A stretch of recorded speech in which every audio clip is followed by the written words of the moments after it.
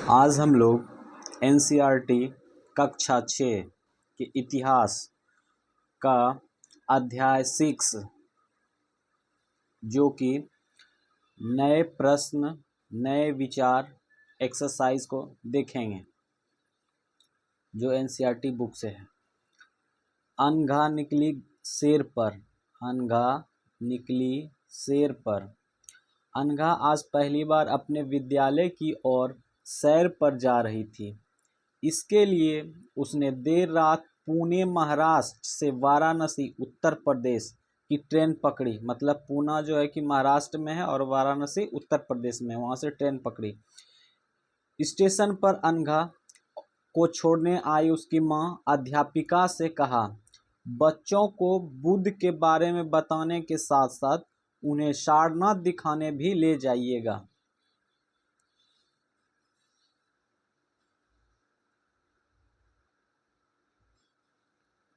बुद्ध की कहानी। बौद्ध धर्म के संस्थापक सिद्धार्थ थे, जिन्हें गौतम के नाम से भी जाना जाता है।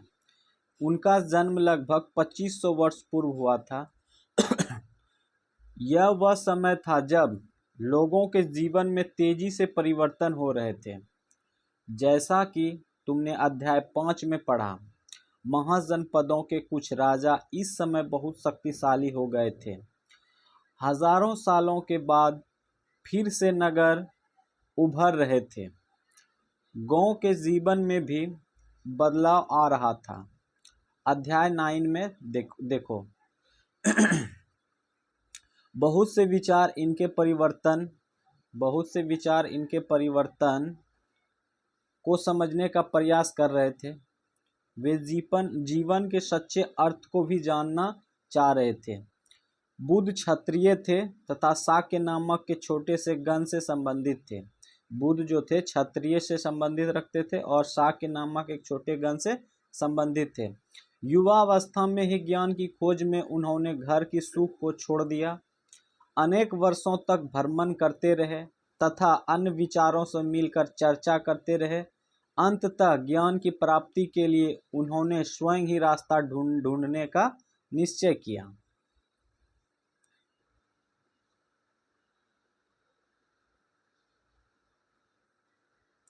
इसके लिए उन्होंने बोध गया जो है कि बिहार में है, में एक पीपल के नीचे कई दिनों तक तपस्या की। अंततः उन्हें ज्ञान प्राप्त हुआ।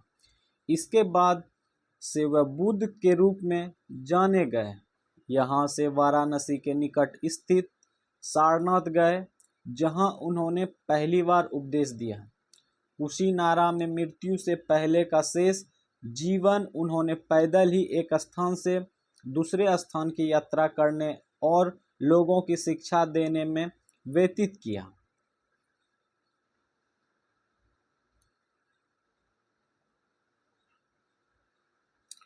बुद्ध ने शिक्षा दी कि यह जीवन कष्टों और दुखों से भरा हुआ है। बुद्ध ने शिक्षा दी, कौन सी शिक्षा दी? तो जीवन कष्टों और दुखों से भरा हुआ है और ऐसा हमारी इच्छा और लालसाओं जो हमेशा पूरी नहीं हो सकती है। जो मनुष्य का जो लालसा होता है, इच्छा होता है, मन में बहुत सारे ख्याल आते हैं, तो वो कभी पूरी नहीं हो सकती है। लालसाओं के कारण होता है। कभी कभी हम जो चाहते हैं वह प्राप्त कर लेने के बाद भी संतुष्ट नहीं होते हैं।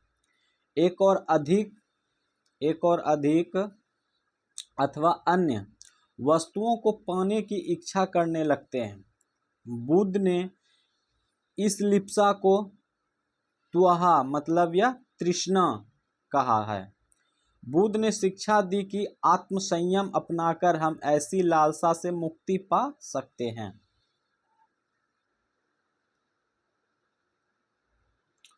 उन्होंने लोगों को दयालु होने तथा मनुष्यों के साथ जानवरों के जीवन भी आदर करने की शिक्षा दी। उन्होंने लोगों को दयालु होने के साथ साथ मनुष्य के साथ जानवरों के जीवन की भी आदर करने की शिक्षा दी। वे मानते थे कि हमारे कर्मों के ही परिणाम, चाहे वह अच्छे हो या बुरे, हमारे वर्तमान जीवन के साथ बाद के जीवन को भी प्रभावित करते हैं। मतलब जो इंसान अच्छे कर्म करेंगे, बुरा कर्म करेंगे, वो आगे के जीवन को प्रभावित करते हैं। बुद्ध ने अपनी शिक्षा सामान्य लोगों की प्राकृतिक भाषा में दी।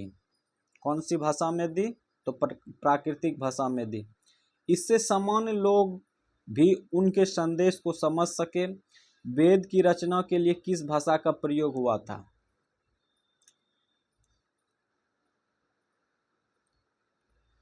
बुद्ध ने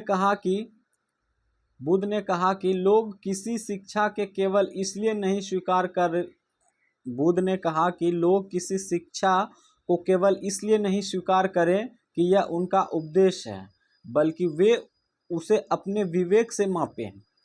आओ देखो उन्होंने ऐसा किस प्रकार किया। थोड़ा सा इधर है, हम लोग पहले देख लेते हैं यहाँ पे क्या है।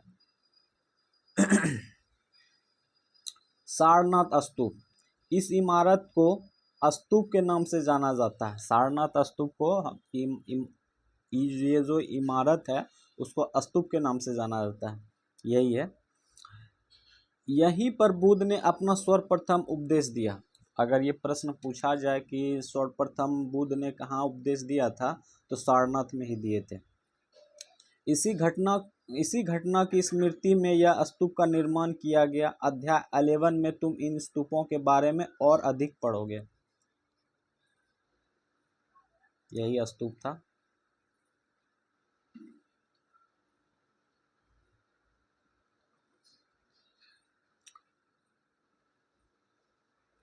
किस्सा गौतमी की कहानी देखते हैं। यह बुद्ध के विषय में एक प्रसिद्ध कहानी है। एक समय की बात है, किस्सा गौतमी नामक एक स्त्री का पुत्र मर गया। किस्सा गौतमी स्त्री का पुत्र मर गया। इस बात से वह इतनी दुखी हुई कि वे अपने बच्चों को गोद लिए नगर की सड़कों में घूम घूम कर लोगों से प्रार्थना करने लगी कि कोई उसके पुत्र को जीवित कर दे।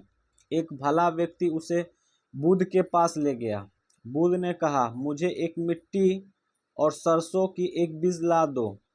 मुझे एक मिट्टी सरसों के बीज ला कर दो, मैं तुम्हारे पुत्र को जीवित कर दूंगा।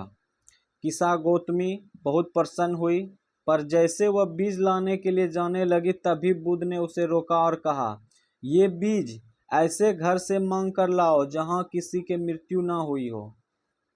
बुद्ध ने फिर जब वो जाने लगी किस्सा गौतमी, तो बुद्ध ने कहा कि ये बीज ऐसे घर से आना चाहिए जहां की किसी घर से कोई एक भी मृत्यु नहीं हुआ हो। किस्सा गौतमी एक दरवाजे से दूसरे दरवाजे गई, लेकिन जहां भी गए उसने पाया कि हर घर में किसी न किसी के पिता, माता, बहन, भाई, पति, पत्नी, बच्चे, चाचा, चाची, दादा, दादी की मृत्यु हुई थी। बुद्ध दुखी माँ को क्या शिक्षा देने का प्रयास कर रहे थे?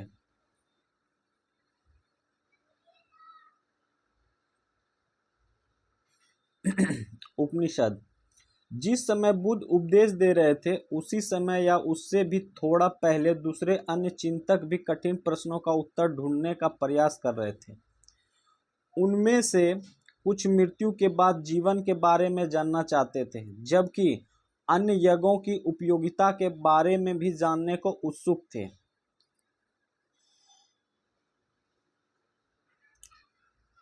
इनमें से अधिकांश चिंतकों का यह मानना था कि इस विश्व में कुछ तो ऐसा है जो कि अस्थायी है और जो मृत्यु के बाद भी बचा रहता है।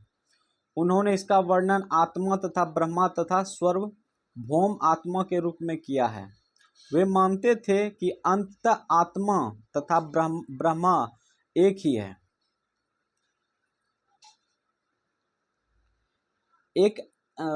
ऐसे कई विचारों का संकलन उपनिषदों में हुआ है। उपनिषद उत्तर वैदिक ग्रंथों का हिस्सा थे। उपनिषद का शाब्दिक अर्थ है कि गुरु के समीप बैठना। उपनिषद जैसे प्रश्न आ जाता है एमसीक्यू के रूप में कि उपनिषद का शाब्दिक अर्थ क्या होता है, तो इसका आंसर हो जाएगा गुरु के समीप बैठना। इन ग्रंथों में अध्यापकों और विद्यार्थियों के बीच बातचीत संकलन किया गया है। प्रायः ये विचार सामान्य वार्तालाप के रूप में प्रस्तुत किए गए हैं। थोड़ा सा यहाँ देख लेते हैं क्या है।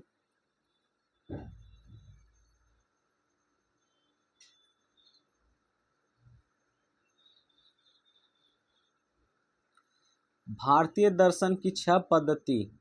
षड दर्शन। सदियों से भारत द्वारा सत्य की बौद्धिक खोज का प्रतिनिधित्व दर्शन 6 शाखाओं ने किया है। ये वैश्विक न्याय, सांख्य, योग, पूर्वी मीमांसा और वेदांत या उत्तरी मीमांसा के नाम से जाने जाते हैं। 6 शाखा था। पहला शाखा था ये वैश्विक न्याय, सांख्य, गौतम, पूर्वी मीमांसा और वेदांत या उत्तरी मीमांसा के नाम से जाने जाते हैं। दर्शन के इन 6 पद्धतियों की दर्शन की इन 6 पद्धतियों की स्थापना क्रमशः ऋषि कणाद, गौतम, कपिल, पतंजलि, जैमिनी और व्यास द्वारा की गई मानी जाती है। मतलब 6 पद्धति जो था, 6 का मतलब स्थापना ऋषि कणाद, गौतम, कपिल, पतंजलि, जैमिनी और व्यास द्वारा की गई मानी जाती है, जो आज भी देश में बौद्धिक चर्चा की दिशा देते हैं। जर्मन मूल के ब्रिटिश भारतविद फ्रेडरिक मैक्समूलर के अनुसार दर्शन के इन 6 शाखाओं का विकास कई पीढ़ियों के दौरान व्यक्तिगत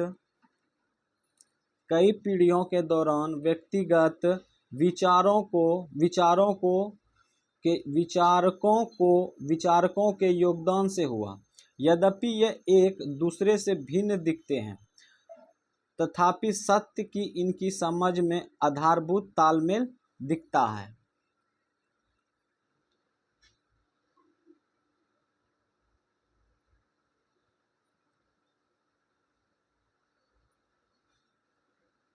बुद्धिमान भिखारी।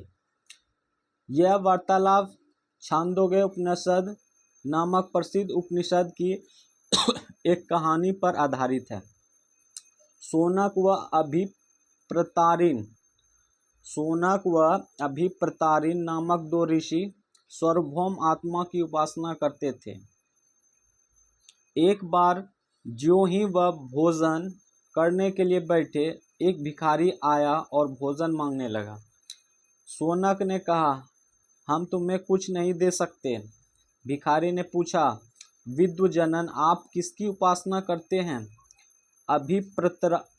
अभिप्रतारिन ने उत्तर दिया, सार्वभौम आत्मा की। ओह, इसका मतलब आप यह जानते हैं कि सार्वभौम आत्मा संपूर्ण विश्व में विद्यमान है। ऋषियों ने कहा, हाँ हाँ, हम ये जानते हैं। भिखारी ने पूछा, अगर यह सार्वभौम आत्मा संपूर्ण विश्व में विद्यमान है, तो यह मेरे अंदर भी विद्यमान है। मैं कौन हूँ? मैं विश्व का एक भाग ही तो हूँ। तुम सत्य बोलते हो युवा ब्राह्मण। इसलिए हे ऋषियों, मुझे भोजन न देकर आप उस सार्वभौम आत्मा की भोजन देने से मना कर रहे हैं। भिखारी की बात सच्चाई जानकर ऋषियों ने उसे भोजन दे दिया। भिखारी ने भोजन पाने के लिए ऋषियों से किस तरह मनाया?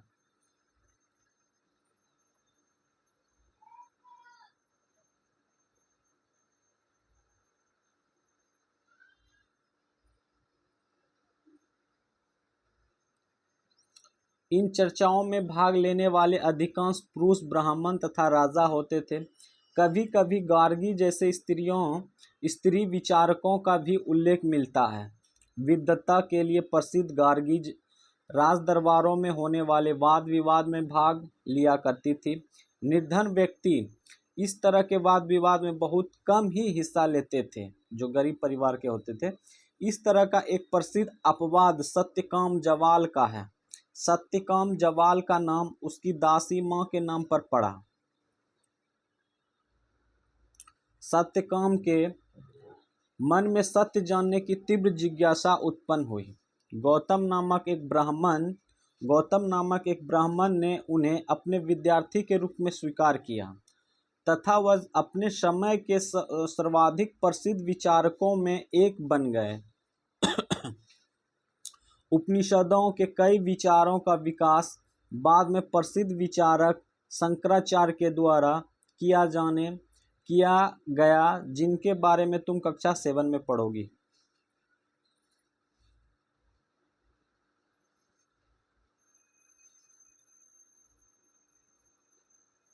व्याकरणविद पाणिनि। इस युग में कुछ अन्य विद्वान भी खोज कर रहे थे।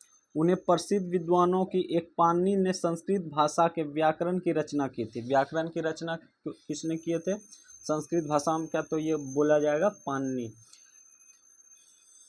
उन्होंने स्वरों तथा व्यंजनों की एक विशेष क्रम रखकर उनके आधार पर सूत्रों की रचना की। यह सूत्र बीजगणित के सूत्रों से काफ़ी मिलते जुलते हैं। इसका प्रयोग कर उन्हें संस्कृत भाषा के प्रयोगों के नियम लघु सूत्रों लगभग 3000 के रूप में लिखे हैं। बौद्ध धर्म हो गया। अब थोड़ा सा जैन धर्म के बारे में देख लेते हैं। जैन धर्म इस युग में अर्थात लगभग 2500 वर्ष पूर्व जैन धर्म के 24वें तथा अंतिम तीर्थकर वर्धमान महावीर ने अपने विचारों का प्रसार किया। यहाँ से प्रश्न बनता है कि जैन धर्म के 24वें तीर्थकर कौन थे? तो वर्धमान महावीर थे और वे अंतिम थे। वह वज्जी संघ के लिच्छवी कुल के एक क्षत्रिय राजकुमार थे। इस संघ के विषय में तुम अध्याय 5 में पढ़ा है। 30 वर्ष की आयु में उन्होंने घर छोड़ दिया और जंगल में रहने लगे। कितने वर्ष की आयु में महावीर घर छोड़ दिए थे? तो 30 वर्ष की आयु में। 12 वर्ष तक उन्होंने कठिन व एकाकी जीवन व्यतीत किया। कितने वर्ष तक? तो 12 वर्ष तक। इसके बाद उन्हें ज्ञान प्राप्त हुआ। उनकी शिक्षा सरल थी। सत्य जानने की इच्छा रखने वाले प्रत्येक स्त्री व पुरुष को अपना घर छोड़ देना चाहिए। उनका ये शिक्षा जो सरल थी, वो कह रहे थे सत्य जानने की इच्छा जो रखते हैं स्त्री व पुरुष, उसको अपना घर छोड़ देना चाहिए। उन्हें अहिंसा के नियमों को कड़ाई से पालन करना चाहिए, अर्थात किसी भी जीव को ना तो कष्ट देना चाहिए और ना ही उसकी हत्या करनी चाहिए। महावीर का कहना था सभी जीव जीना चाहते हैं, सभी के लिए जीवन प्रिय है। महावीर ने अपनी शिक्षा प्राकृतिक में दी। यही कारण है कि साधारण जन भी उनके तथा उनके अनुयायियों की शिक्षाओं को समझ सके। उनकी महावीर की अपनी शिक्षा प्राकृतिक भाषा में दी थी, जो कि साधारण जन में थे, जो कि हर कोई इसको समझ सकते हैं, पढ़ सकते हैं, विस्तारित कर सकते हैं। देश के अलग अलग हिस्सों में प्राकृतिक के अलग अलग रूप प्रचलित थे। प्रचलन क्षेत्र के आधार पर ही उनके अलग अलग नाम थे। जैसे मगध में बोली जाने वाली प्राकृतिक मगधी कहलाती थी। जैन नाम से जाने गए महावीर की अनुयायियों को भोजन के लिए भिक्षा मांगकर सदा जीवन बिताना होता था। जैन नामक जो एक महावीर अनुयायियों के भोजन के भिक्षा मांगकर सदा जीवन बिताना होता था। उन्हें पूरी तरह से ईमानदार होना पड़ता था तथा चोरी न करने की उन्हें सख्त हिदायत दी थी। उन्हें ब्रह्मचर्य का पालन करना होता था। पुरुषों को वस्त्र सहित सब कुछ त्याग देना पड़ता था।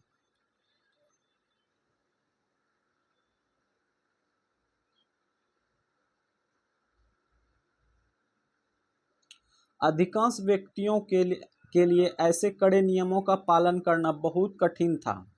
फिर भी हजारों व्यक्तियों ने इस नई जीवन शैली को जानने और सीखने के लिए अपने घर को छोड़ दिया। कई अपने घरों पर ही रहे और भिक्षु भिक्षुनी बने लोगों को भोजन प्रदान कर उनकी सहायता करते रहे। मुख्यतः व्यापारियों ने जैन धर्म का समर्थन किया। व्यापारी जो थे वो जैन धर्म का समर्थन किया। किसानों के लिए इन नियमों का पालन अत्यंत कठिन था, क्योंकि फसल की रक्षा के लिए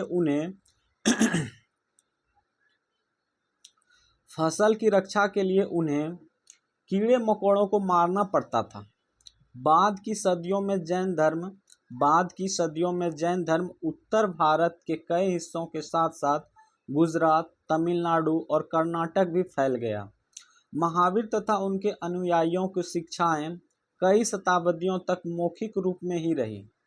पहले की जो था वो मौखिक रूप में ही होता था, जहाँ गए अपना मौखिक तौर से बता दिया जाता था। वर्तमान रूप में उपलब्ध जैन धर्म की शिक्षाएं लगभग 1500 वर्ष पूर्व गुजरात में वल्लवी नामक स्थान पर लिखी गई थी।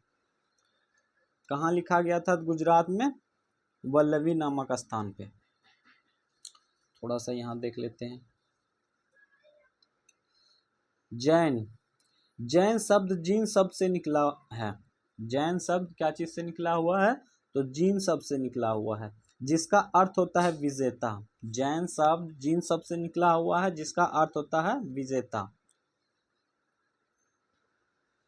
महावीर के लिए जीन शब्द का प्रयोग क्यों हुआ? क्योंकि वो विजेता होंगे, इस वजह से जीन का मतलब तो होता ही विजेता।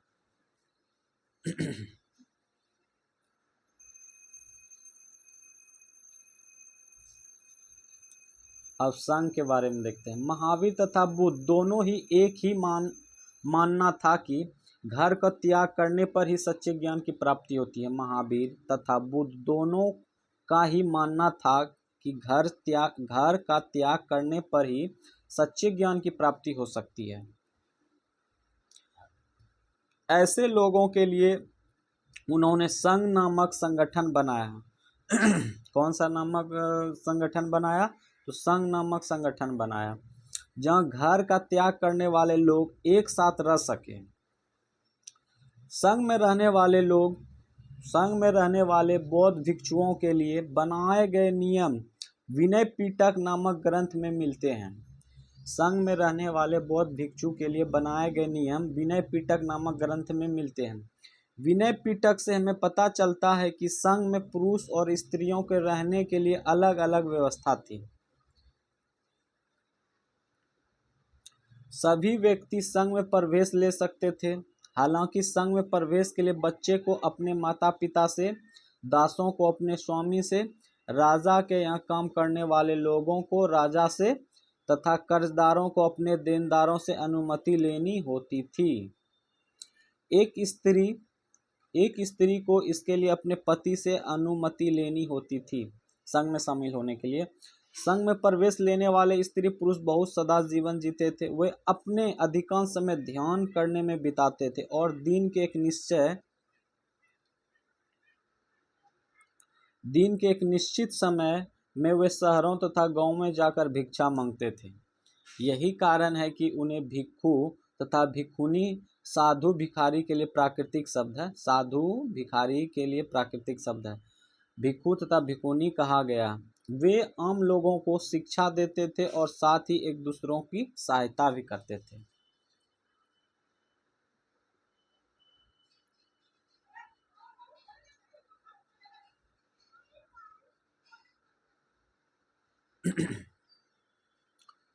किसी तरह की आपसी लड़ाई का निपटारा करने के लिए वे प्रायः बैठकों भी किया करते थे। संघ में प्रवेश लेने वालों में ब्राह्मण, क्षत्रिय, व्यापारी, मजदूर, नाई, गणिकाएं तथा दास भी शामिल थे। इनमें से कई लोगों ने बुद्ध की शिक्षाओं के विषय में लिखा तथा कुछ लोगों ने संघ में अपने जीवन के विषय सुंदर कविताओं की रचना की। पिछले अध्याय में वर्णित संघ और इनके अध्याय में वर्णित संघ के बीच दो विभिन्नताओं बताओ, क्या इनमें कोई समस्या दिखती है? विहार।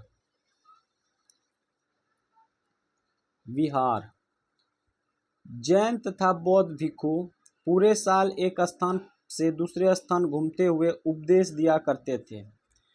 केवल वर्षा ऋतु में जब यात्रा कठिन हो जाता था तो वे एक स्थान पर ही निवास करते थे। ऐसे समय में वे अपने अनुयायियों द्वारा उद्यानों में बनवाए गए अस्थायी निवासों में अथवा पहाड़ी क्षेत्रों की प्राकृतिक गुफाओं में रहते थे। जैसे जैसे समय बीतता गया, भिक्षु भिक्षुनियों ने स्वयं तथा उनके समर्थकों ने अधिक अस्थायी शरण स्थलों की आवश्यकता का अनुभव किया। तब कई शरण स्थल बनाए गए जिन्हें विहार कहा गया।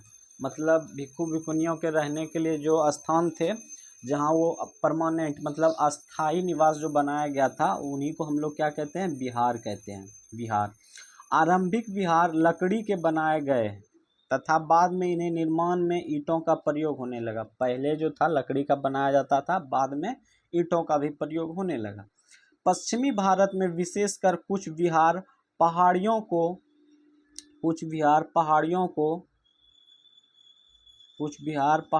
को खोदकर बनवाए गए।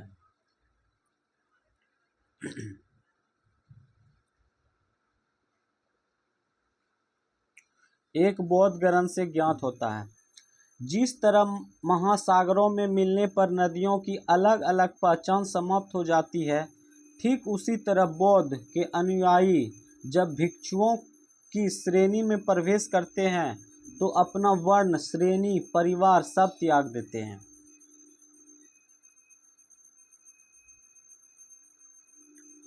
प्रायः किसी धनी व्यापारी, राजा अथवा भूस्वामी द्वारा दान में दी गई भूमि पर विहार का निर्माण होता था।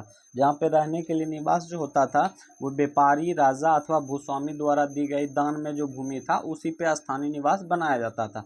स्थानीय व्यक्ति भिक्षु भिक्षुणियों के लिए भोजन, वस्त्र, दवाइयाँ लेकर आते थे। वहाँ का जो स्थानीय लोग थे वहाँ का भोजन, वस्त्र, दवाइयाँ लेकर आते थे, मतलब कोई प्रॉब्लम हो तो, जिसके बदले ये भिक्षु और भिक्षुणी लोगों को शिक्षा देते थे उसके बदले में। आगे आने वाले शताब्दियों में बौद्ध धर्म उपमहाद्वीप के विभिन्न हिस्सों के साथ साथ बाहरी क्षेत्रों में फैल गया। अध्याय 9 में तुम इनके बारे में और अधिक पढ़ोगे।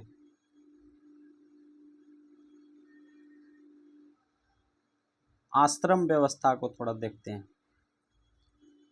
आश्रम व्यवस्था। जैन तथा बौद्ध धर्म जिस समय लोकप्रिय हो रहे थे, लगभग उसी समय ब्राह्मणों ने आश्रम व्यवस्था का विकास किया। यहाँ आश्रम शब्द का तात्पर्य लोगों द्वारा रहने तथा ध्यान करने के लिए प्रयोग में आने वाले स्थान में नहीं, बल्कि इसका तात्पर्य जीवन के एक चरण से है। ब्रह्मचर्य, गृहस्थ, वानप्रस्थ तथा संन्यास नामक 4 आश्रमों की व्यवस्था की गई थी। कितने किए गए थे? तो 4 आश्रमों की व्यवस्था किए गए थे, ब्रह्मचर्य, गृहस्थ, वानप्रस्थ और संन्यास। ब्रह्मचर्य के अंतर्गत ब्राह्मण, क्षत्रिय, वैश्य से यह अपेक्षा की जाती थी कि चरण के दौरान वे सदा जीवन बिताकर वेदों का अध्ययन करेंगे। गृहस्थ आश्रम के अंतर्गत उन्हें विवाह कर एक गृहस्थ के रूप में रहना होता था। वानप्रस्थ के अंतर्गत उन्हें जंगल में रहकर साधना करनी थी। अंततः उन्हें सब कुछ त्याग कर सन्यासी बन जाना था। आश्रम व्यवस्था ने लोगों को अपने जीवन के कुछ हिस्सा ध्यान में लगाने पर बल दिया। प्रायः स्त्रियों को वेद पढ़ने की अनुमति नहीं थी और उन्हें अपने पतियों द्वारा पालन किए जाने वाले आश्रमों का ही अनुसरण करना होता था। संघ के जीवन में आश्रमों का यह व्यवस्था किस तरह भिन्न थी? यहाँ किन वर्णों का उल्लेख हुआ है? क्या सभी 4 वर्णों का यह आश्रम व्यवस्था अपनाने की अनुमति थी?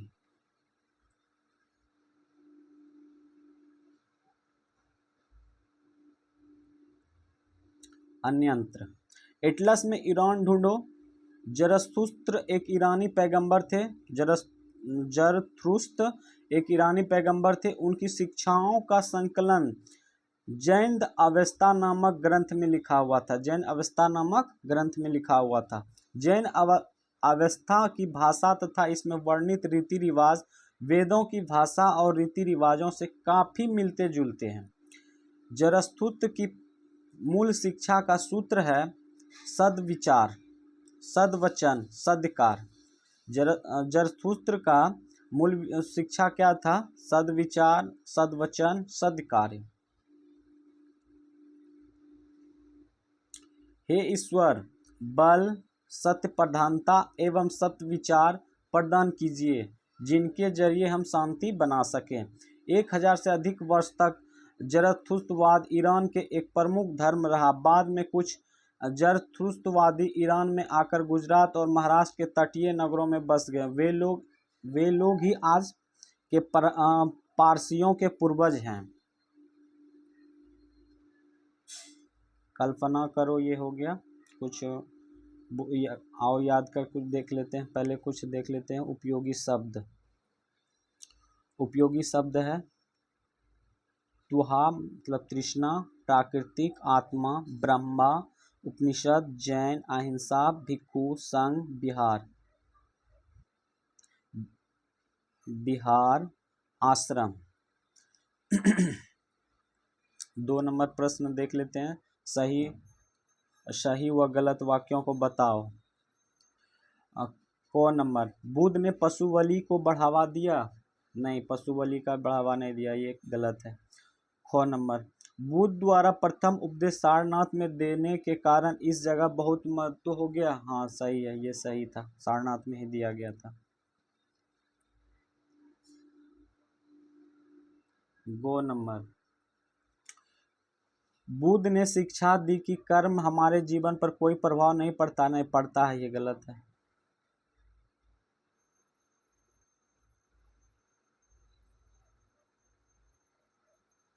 घो नंबर, बुद्ध ने बौद्ध गया में ज्ञान प्राप्त किया?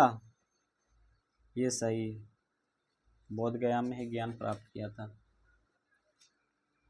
2 नंबर, उपनिषद में विचारों का मानना था कि आत्मा और ब्रह्मा वास्तव में ही एक है? हाँ सही है, ये भी सही है। कुछ महत्वपूर्ण तिथियां देख लेते हैं, कुछ महत्वपूर्ण तिथियां। उपनिषदों के विचारक जैन, महावीर तथा बौद्ध लगभग 2500 वर्ष पूर्व थे। जैन ग्रंथों का लेखन लगभग 1500 वर्ष पूर्व थे। चलिए, आज कक्षा 6 का एनसीईआरटी हिस्ट्री अध्याय 6 का ये टोटल कंप्लीट हो गया। अब नेक्स्ट अध्याय देखेंगे नेक्स्ट क्लास में। आज का क्लास यहीं पे समाप्त करते हैं। धन्यवाद।